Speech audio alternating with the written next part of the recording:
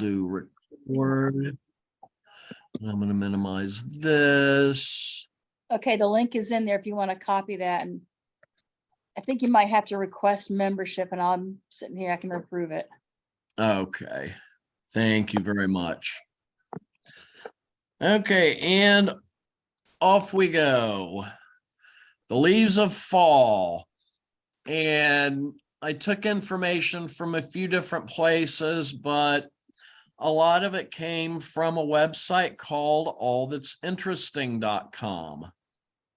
They had a lot of really good information.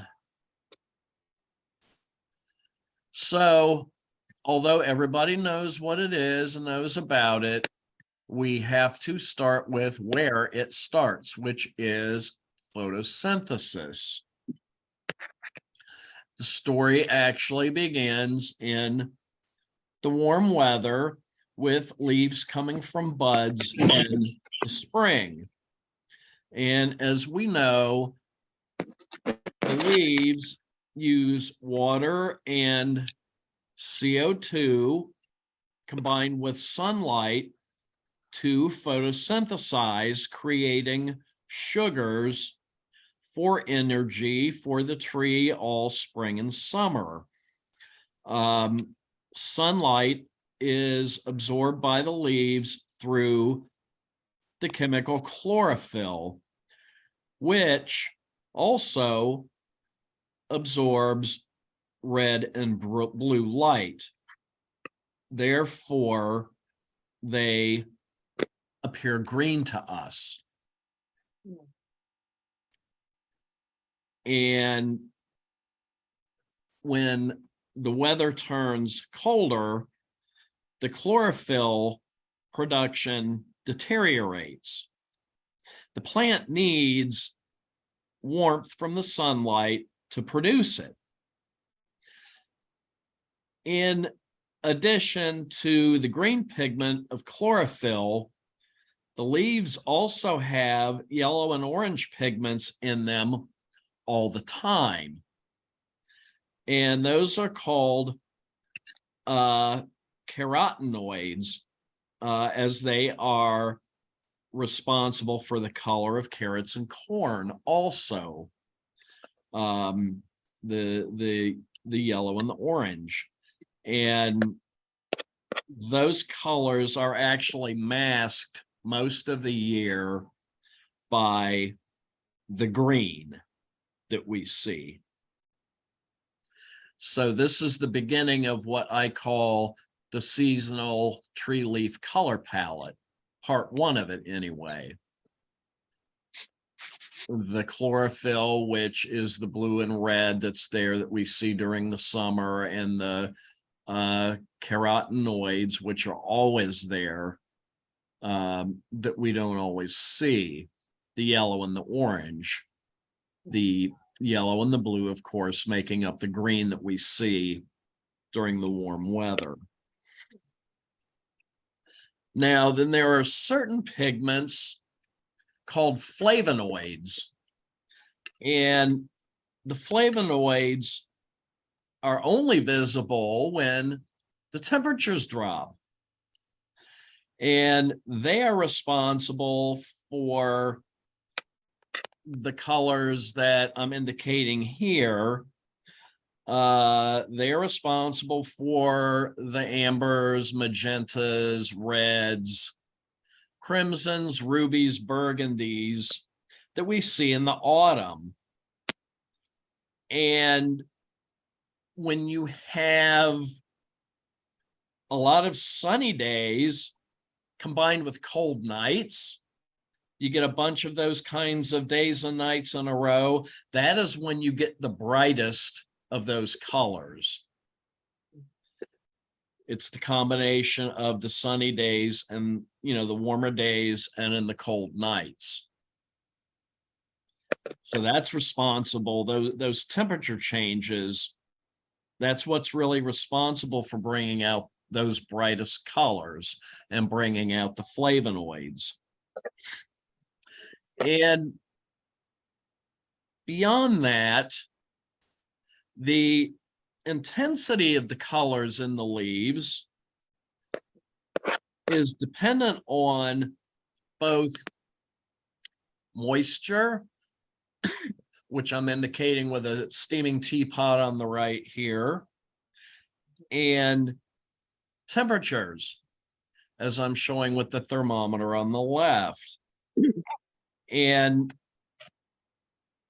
it's the combination of those two things. And actually, a sudden frost can actually stop bright colors from appearing. So if we're having a handful of real warm days and seasonably warm evenings, and then all of a sudden we have a hard freeze overnight, the next night, that's going to stop the real brilliant colors from coming out. It kills it. It robs the plants of those flavonoids. Any questions so far? Mm-mm. Sorry, I got to take a sip of my drink. I'm getting over a bad bronchitis here. Glenna, I see you in the group too. Thank you very much for that.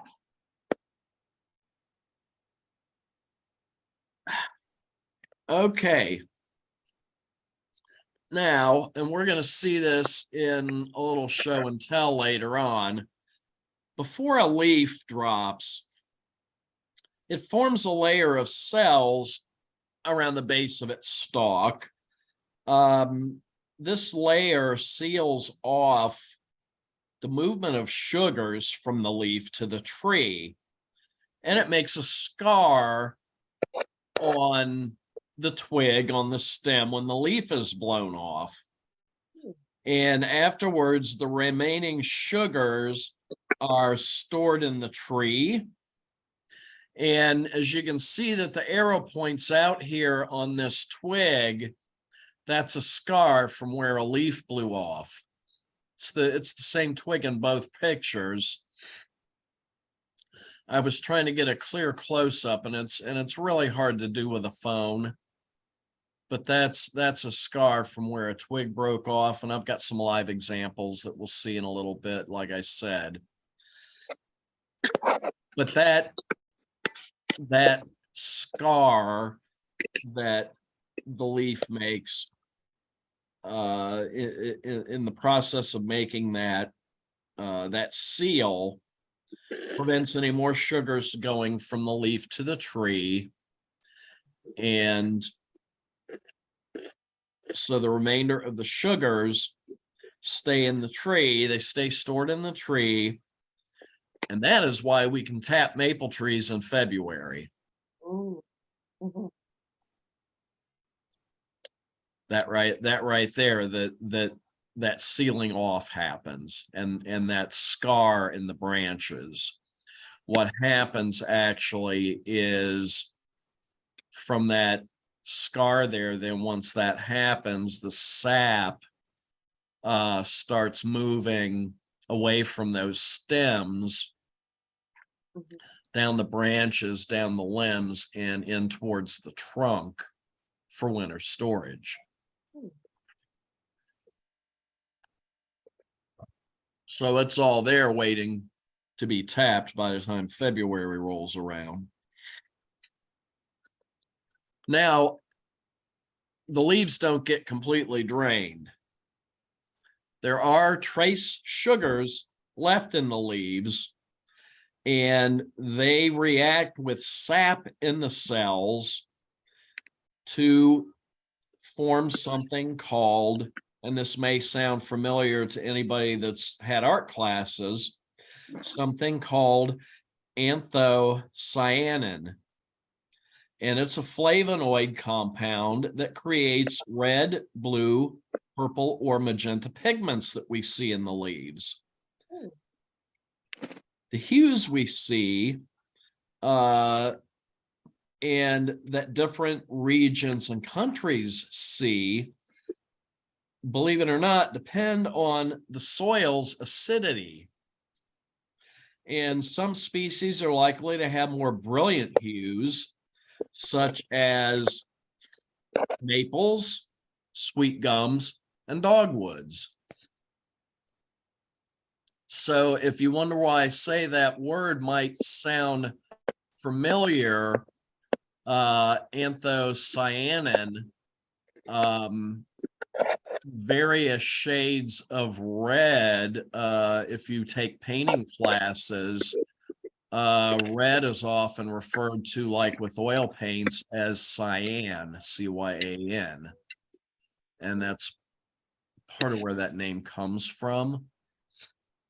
So the anthocyanins are the blues, reds, purples, magentas. That's the chemical hues that will appear in the leaves when you see those colors after the leaves drop. So it's because of that pigment, and again, it's also due to the acidity of the soil that the tree was in. So now climate also plays a part as well, not just the acidity of the soil. And this is a weather map from TV10 from October 8th, 2019, that was predicting the foliage peaks across our state. So, whoops, sorry. On that date, October 8th, 2019, you can see the lower southeastern third of the state. Color change was basically considered patchy. And then the upper northern portion was at peak. And in that middle section there, indicated by the orange, was near peak. And we were basically in the patchy area on that date. And climate, not just for us, this is how climate affected peak autumn colors in 2020 across the United States. Climate and weather trends, which we're talking about weather trends based largely on movements of the jet stream. Those are the dominating factors. And I tried to make this map as sharp as I could. I know it's a little fuzzy. This was the fall foliage prediction map from NOAA on October 19th of 2020. And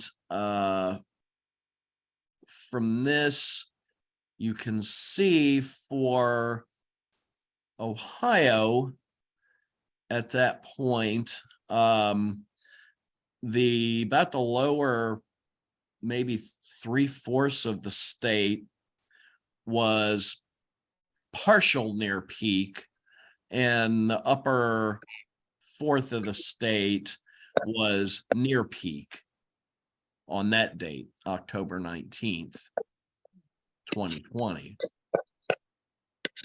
If you look at the upper, well, if you look at the entirety of Michigan, the entirety of Wisconsin, New York, New England,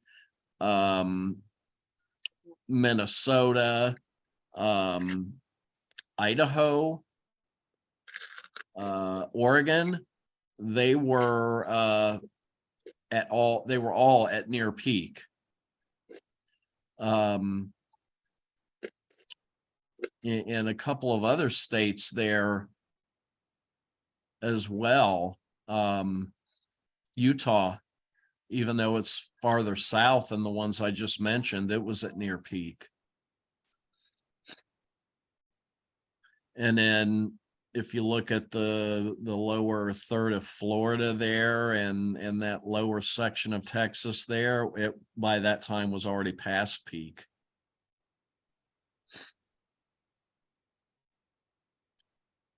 And again, it's partially based on climate, and it's partially based on, you know, what the jet stream did from late summer through that point in the fall.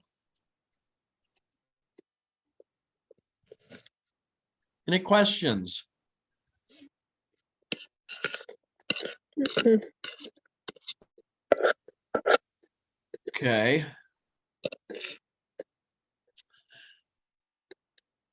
So next,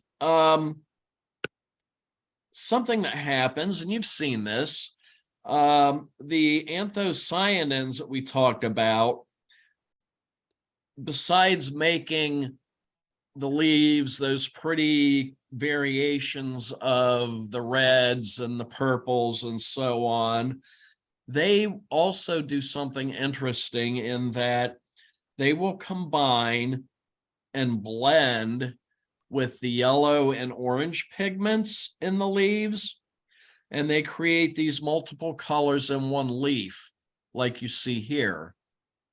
And I'm sure everybody's seen this before, right? That's Mhm. why it happens.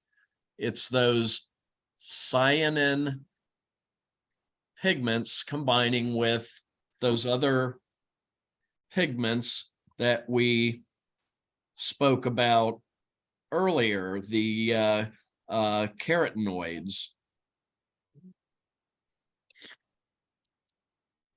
Then, of course, the next thing that happens, I call this death throes of a leaf, as a leaf shuts down, so to speak, its pigments degrade. You know, they disintegrate, they wear away, and its colors do so with it. If it dropped while green, or even if it didn't, it will go from green to yellow to orange. It gets darker as it goes, to red, to purple, to brown, and then just to completely dead.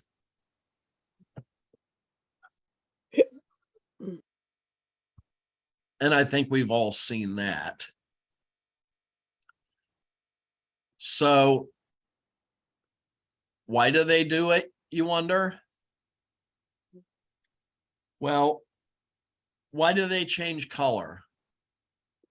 Why? Why do they even do it? You ever thought about that? Why did they go through this process? Why don't they just drop their leaves all as green at the end of the year and they just turn brown on the ground? Why go through this color change? What's the reason for this chemical process and this changing of the hues and the shedding of these pigments? We don't know for a fact, but some scientists have their guesses.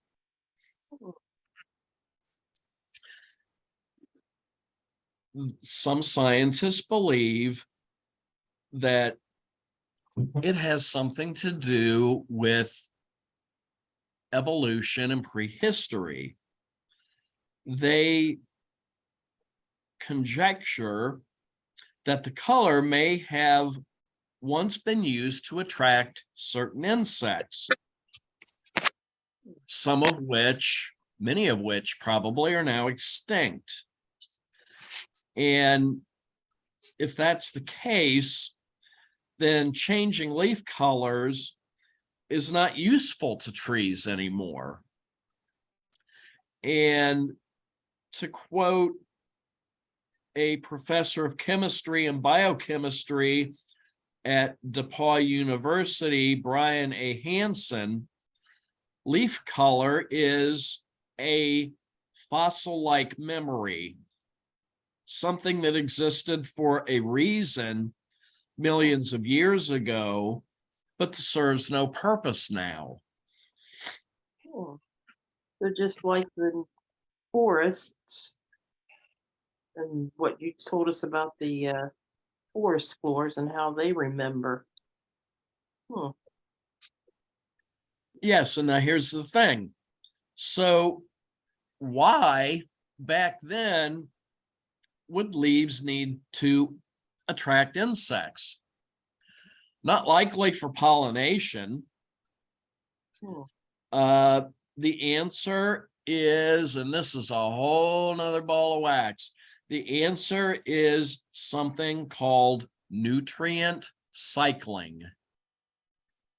This falls way out of what we normally know about nutrient cycling. And this is defined as anytime nutrients in any form are used and then recycled and returned into any form of nutrients. Does that make sense? Anytime nutrients that are in any form are used and then recycled and returned back into any form of nutrients, that's nutrient recycling. And we're going to take a look at this. It is a continuous renewal of resources, and it allows for the support of life on our planet. You kind of have to think of it as a keystone function that all plants and animals and organisms contribute to. We're all a part of it. For example, a very simple example, like this picture here, a farmer's wheat crop.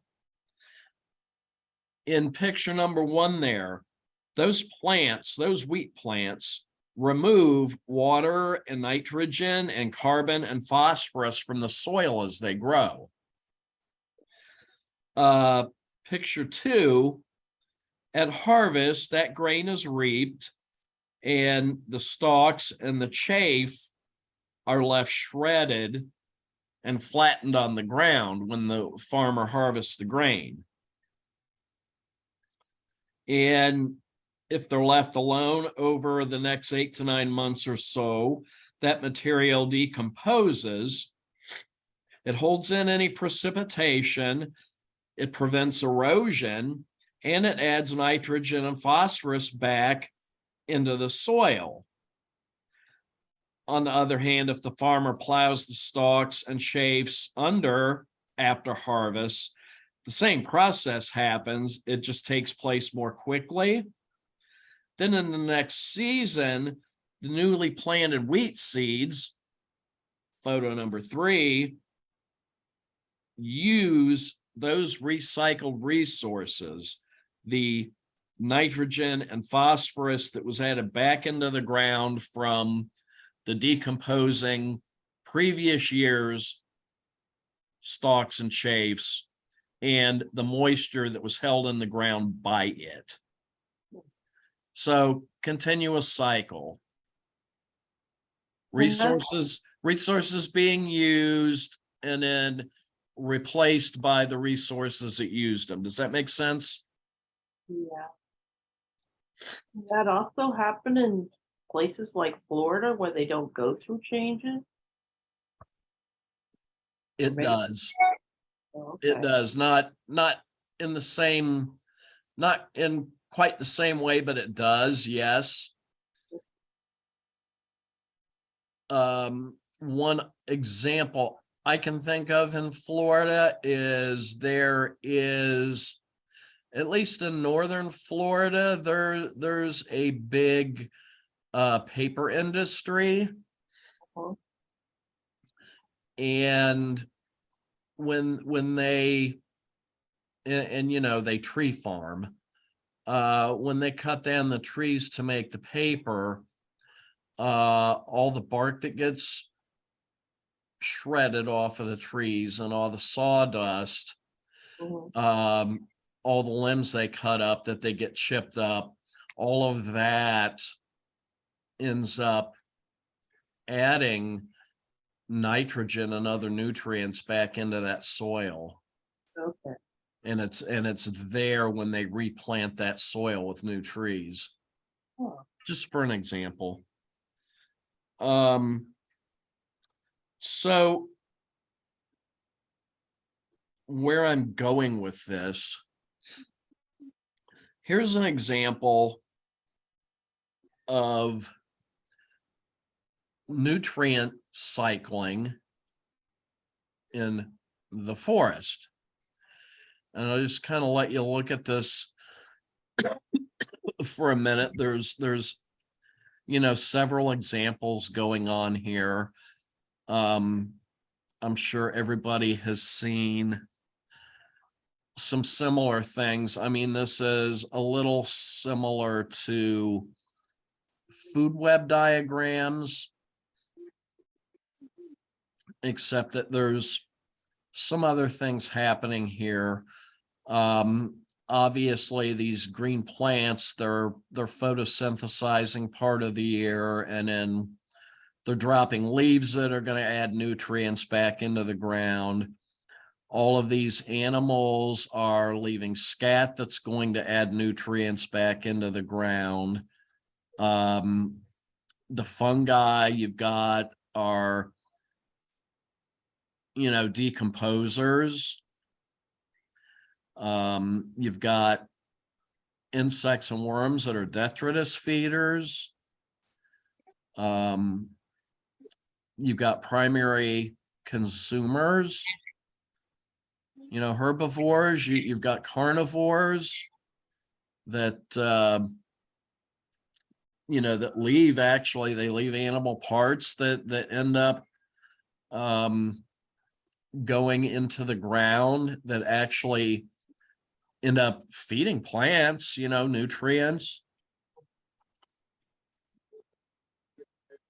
You know, a hawk feeds on other animals, and its scat goes into the ground, and you know, it literally nourishes other plants. And one day the hawk dies, and it nourishes other plants, and new plants grow and feed off of that. So that's part of this nutrient cycling. There's just tons of examples of it. And when that hawk dies, you know, he feeds a scavenger like the vulture there that's shown.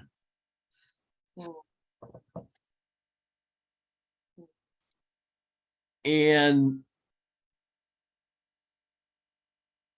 you know, here's another example. This is something called terrestrial nutrient cycling.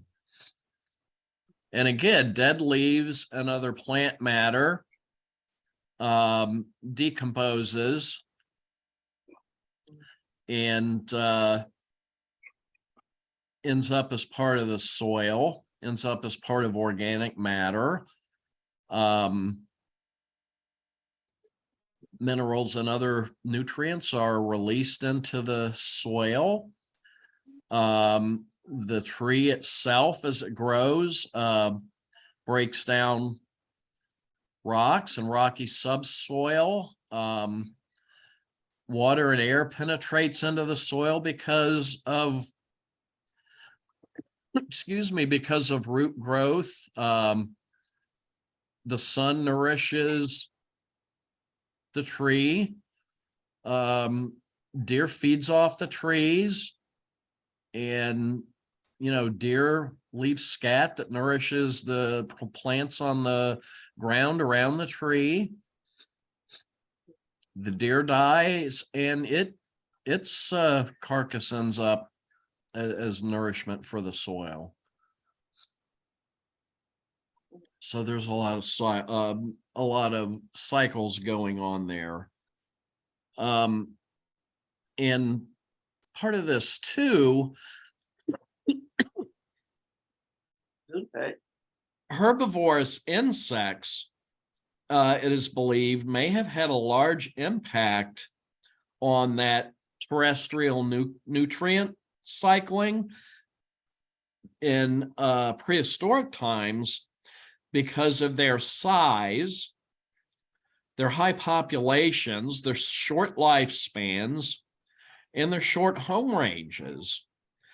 And scientific experiments have indicated that what they term insect herbivory increases, insect herbivory increases plant production. And they claim proof of this through an experiment series that they did from 1994 through 1999 at a place called the Palos Prairie at the National Bison Range in Montana. And it was a complicated series of experiments they did utilizing grasshoppers.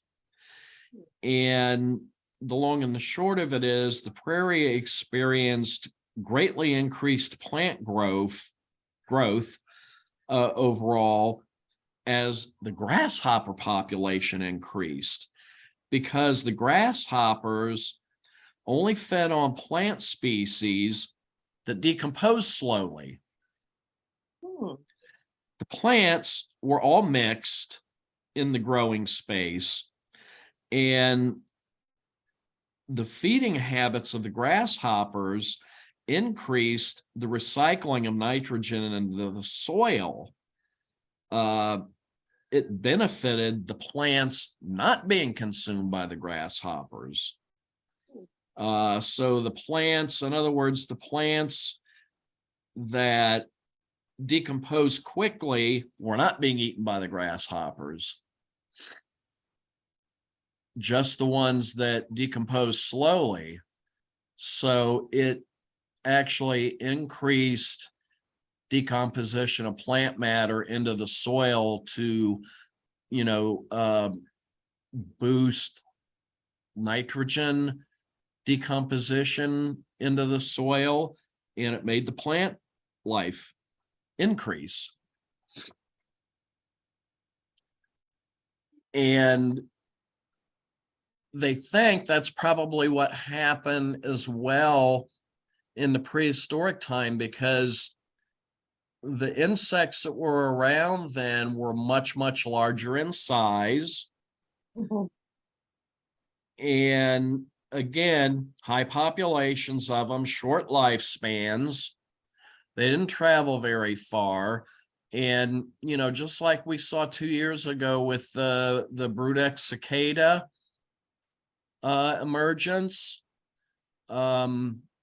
these insects, because they were herbivorous, they hung around trees. And so they died around trees, and their bodies ended up around trees when they died. And the husks of their bodies provided a lot of nutrients, excess nitrogen that decomposed into the soil around the bases of these trees, around the, under the canopies of these trees. So they believe it helped tree growth. And, there's something that we have to consider here. At least I think we do. And I find this very interesting. And that's what this slide is about. Excuse me. Just some food for thought. I did a little calculating. Every human emits about 70,000 metric tons of CO2 into the atmosphere Hmm. every year. Or excuse me, I misstated that. Every minute, every human emits about 70,000 metric tons of CO2 into the atmosphere. Okay, if you can wrap your head around that. And along with that, there are a little over 3 trillion trees on the planet. And that is an excessive amount of CO2 we generate for the plants to use. It's something like 1,300 tons of CO2 per plant per day, per tree per day. So we're providing them way more than they need. And that's just us. That's just us. You have to consider that a lot of CO2 also comes from natural sources as well. Decomposing vegetation, ocean outgassing, meaning that you have vegetation and creatures in the ocean that decompose. And when they decompose, there, is CO2 created with the decomposition of their bodies that bubbles up out of the ocean water. You have decomposing biomass, meaning decomposing animals and decomposing decomposing people that don't get buried, volcanic activity, naturally occurring wildfires, the belching and gassing of animals, and then animal and human respiration. Just the breathing of animals and humans creates a tremendous amount of CO2. So there's a lot of CO2 created, so it's food for thought. And in prehistoric times, trees may, and this comes back to why the trees create the colors when it gets cold. In prehistoric times, trees may have needed to attract the larger insects of the time with colorful leaves as season turned and the weather got cold, so that they would die off around their trunks. Then they would benefit in a harvest of nitrogen as the insect bodies decomposed. And that would be this terrestrial nutrient recycling we were talking about at work. The trees probably needed that because they did not receive the level of CO2 emissions from the Mother Nature to use in photosynthesis that they get from us today. They didn't get as much CO2 as they get today because they didn't have us creating what we create today. They needed the extra that they would have gotten from those insects back then. So maybe the colors was to attract as many insects as possible in the fall, to die under their canopies so that they got that extra nitrogen and they got that extra CO2 from their bodies decomposing under them. Food for thought. It's conjecture.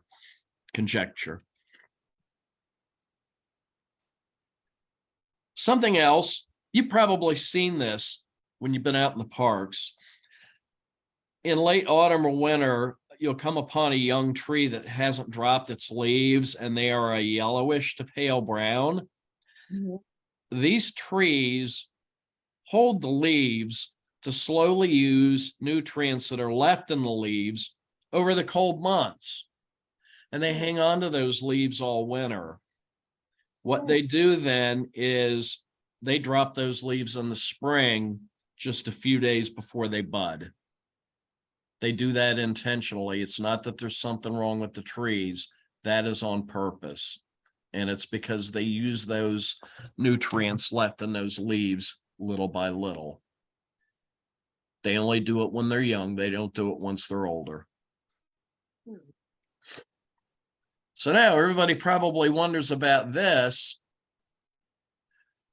But what about the conifers?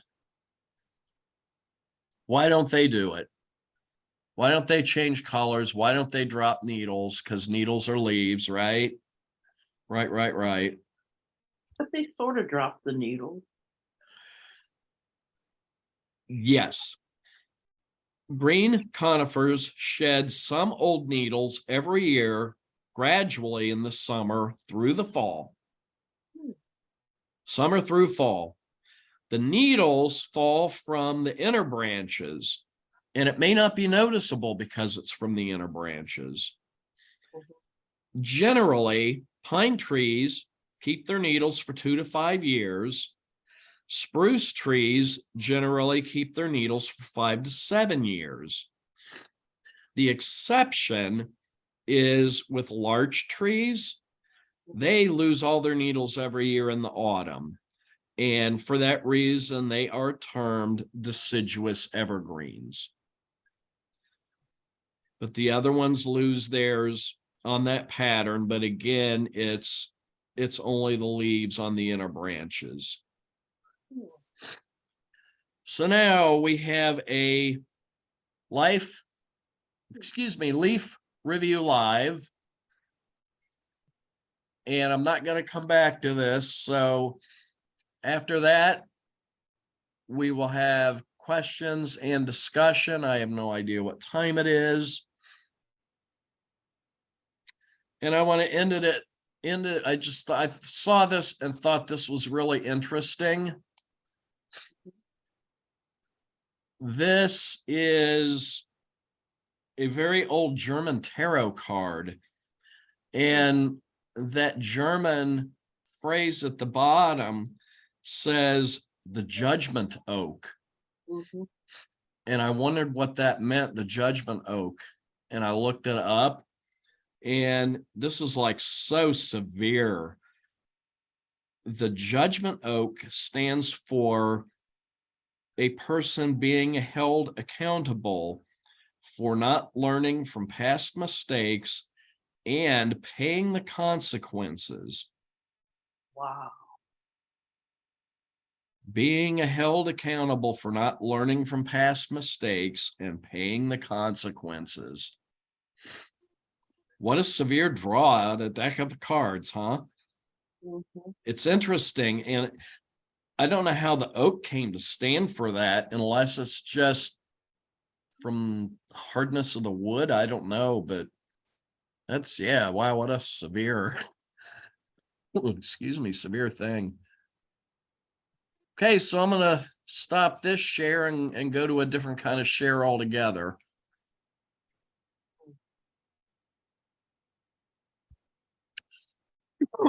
Forgive me for all the pauses. Really was sick. Okay, so hopefully you can see this. I've got a couple of different twigs here. Now, this first one is, this is from a maple. And if I can turn this the right way, there, hold in the right place. There is, yeah. Mhm. Now there's a scar on that maple twig from where a leaf came off. Everybody see it okay? Mhm. There's one. There's another good one. Let's see. There's a double one right there.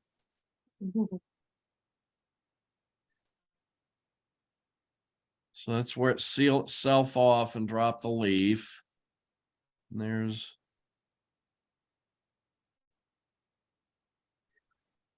hard to orient this. There's another one right there. And this one has a bunch on it. This one's from my white mulberry tree on my side yard. This one's actually, it's easier to see on this one. Scar on that.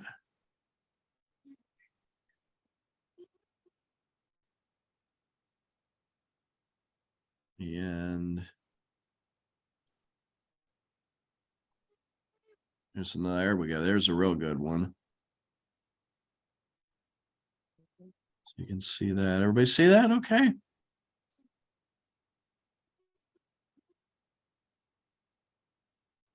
Never really thought about that before.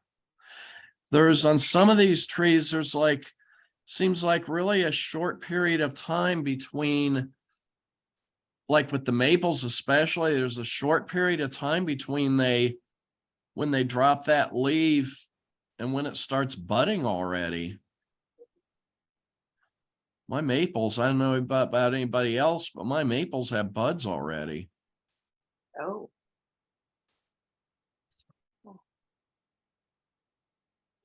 And now I have just these really dried out on me, but one thing I have noticed is, anybody ever look at or know what leaf galls are? Yes. no. I have noticed that, and this one's dried out, it's kind of falling apart, but I'm gonna pry it open anyway. I have noticed that in the early fall, when these trees, especially the maples and oaks, when they get leaf galls, they don't turn color. This maple's got the leaf gall on the upper part there, Mhm. and it stayed green. It didn't turn the colors. Oh, It stayed green. much cholesterol. And especially the ones that get the circular galls, those aphid galls, they really, in fact, here's one of those. When they, and it's only got a few, but when they get those circular galls, you see those, the holes from them. When they get those circular galls, yeah, they just drop them green. They don't turn colors at all. And I hung on to this one for a while. They do not turn colors.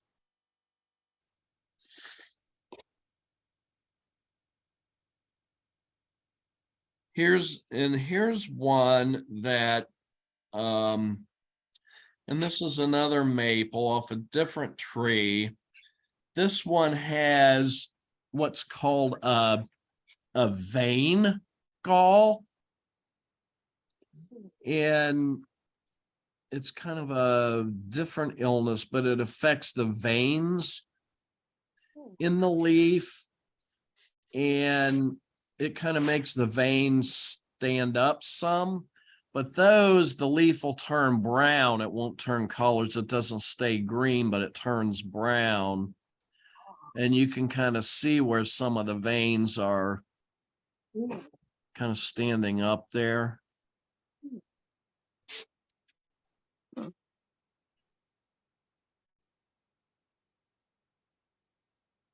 They don't usually pop out like that.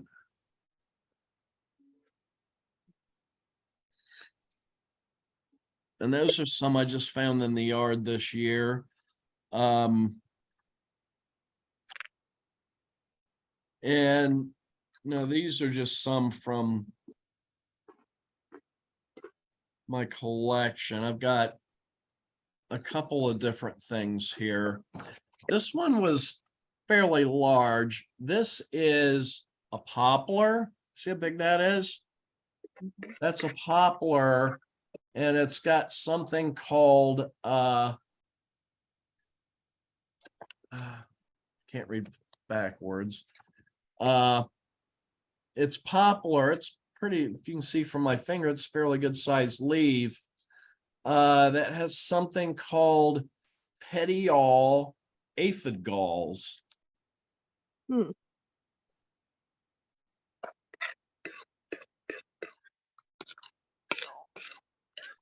And then around it are some peach leaf willow leaves over here. And they were just different colors. This one was a yellow and a red. And then we had one that was a really deep burgundy. And over here, this one was really sort of a dark pink. And then this one right here was a yellow and a dark red, and it's an American bladderwort. And it was similar shape.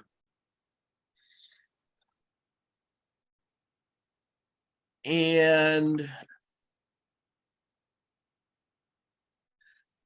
here I have, and these are various colors, and these are good examples of those flavonoids.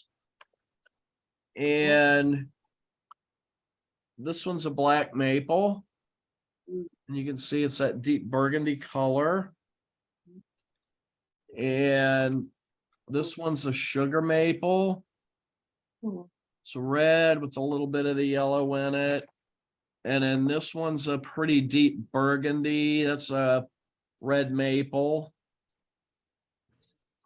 And this one is, although it's kind of an orange, that's one of those flavonoids. That's a black maple also. And then this one that's a really yellow with some orange tinges to it, that's a swamp oak.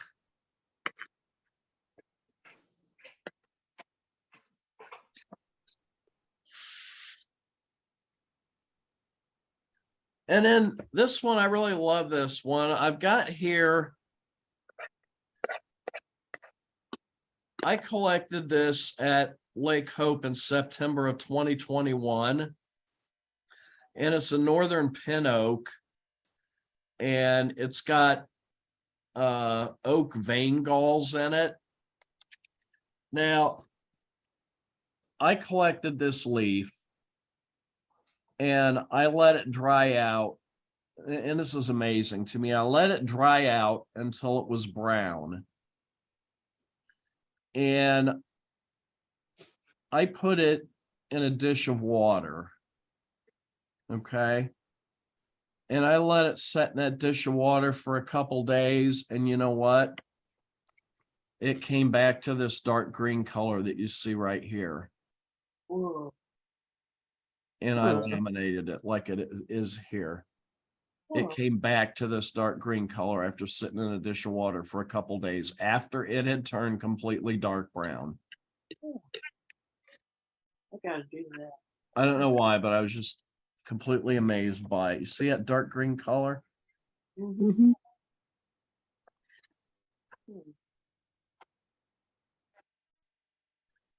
And the last one, and I love this one. I've always been amazed by this. I collected this at Lake Hope also, October of 2019. This is a chestnut oak. How big this is. It's as big as my face. Chestnut oak. I've never seen an oak leaf this big before. And I haven't since either. I'm not doing any camera trickery here or anything. This is right up even with my face. It's that big. Isn't that something?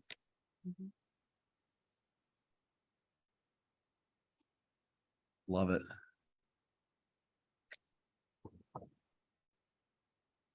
Okay, so Any questions, comments on anything? I know I threw an awful lot of material at everybody. I'll stop